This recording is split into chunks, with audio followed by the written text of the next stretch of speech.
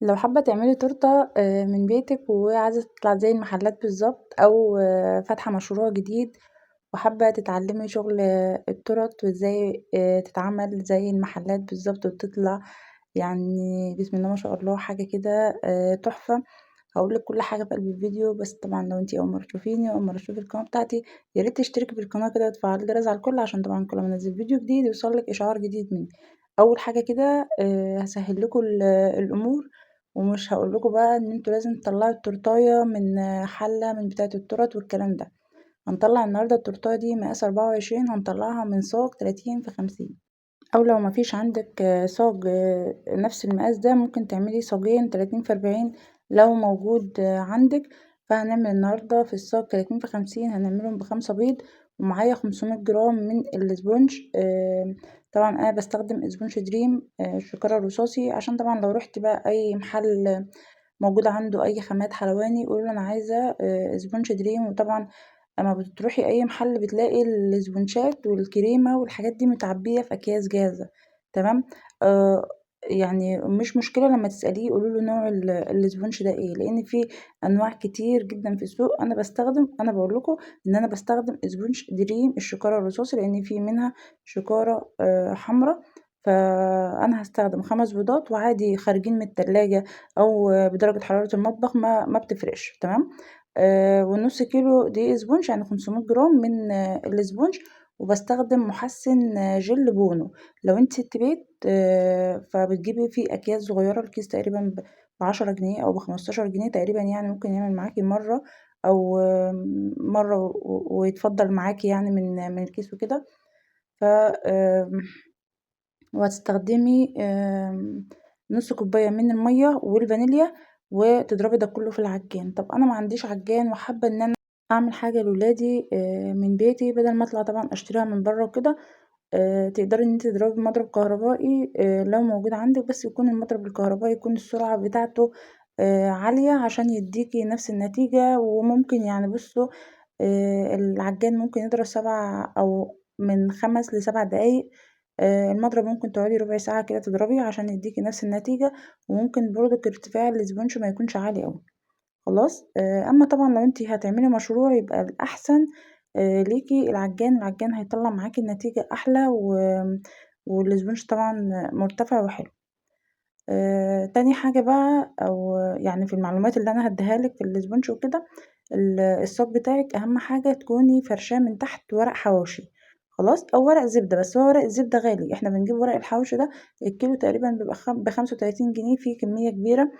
ف يعني حلو مش بيلزق في الاسبونج وكده، بس أنا طبعا ما كانش متوفر عندي فاستخدمت ورق كراسات طبعا ما يكونش مكتوب فيه. خلاص. وبكون طبعا مشغلة الفرن بتاعي على درجة حرارة عالية، لأن الاسبونشات بتاعت الصاج بتدخل على درجة حرارة عالية. أما طبعا الحلل بتاعت التورت بتدخل على درجة حرارة متوسطة. وبكون قبل طبعا ما بشتغل في الاسبونج بتاعي او قبل ما اضرب الاسبونج بتاعي بكون مشغلة الفرن بتاعي. اهم حاجة الاسبونج بتاعك يدخل على درجة حرارة عالية عشان بصوا يعني يرتفع ويبقى حلو.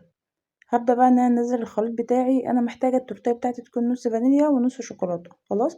لو انت مستعجلة او مثلا عندك اوردرات كتير او لسه بادئة وحابة جربي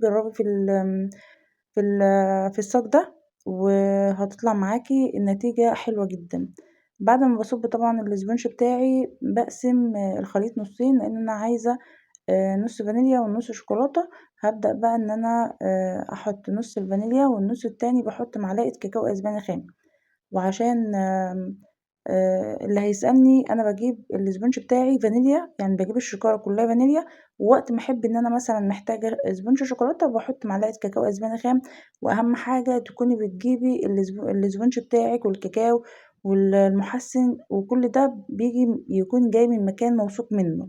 خلاص، لان الدقيق لو جاي مرطب هيبوظ معاكي الاسبونج. لو المحسن جه ابيض معاكي مش زي الفازلين كده وفاتح برضو هيبوظ الاسبونج معاكي. ففي حاجات كده تاخدي بالك منها. كمية المحسن لو زادت بتبوظ الاسبونج معاكي، كمية المية لو زادت بتبوظ الاسبونج معاكي. تمام. عشان بس إيه تبقي واخدة بالِك من الحاجات دي. أول طبعًا ما حطيت الاسبونج بتاعي في الفرن، وأول بقى طبعًا يعني ما استوى وكده، سلّكته من الجوانب، حطيت ورق كده على وش الصاج بتاعي، وقلبته على الرخامة وسِبته لمّا برد، وابتديت دلوقتي آخد التتبيلات بتاعتي. طيب في اسبونج هيبقى فايض معايا، هاقول لكم دلوقتي هنعمل إيه في الاسبونج الفايض معانا دوّة. هنطلّع منه طواجن، ممكن نطلّع مني تقريبًا كده 4 طواجن أو 5 طواجن، باطلّعهم بقى فوري وبيتباعوا مني والحمد لله يعني. خلاص يعني إيه، يعني تشغّلي الدنيا كده حواليكِ.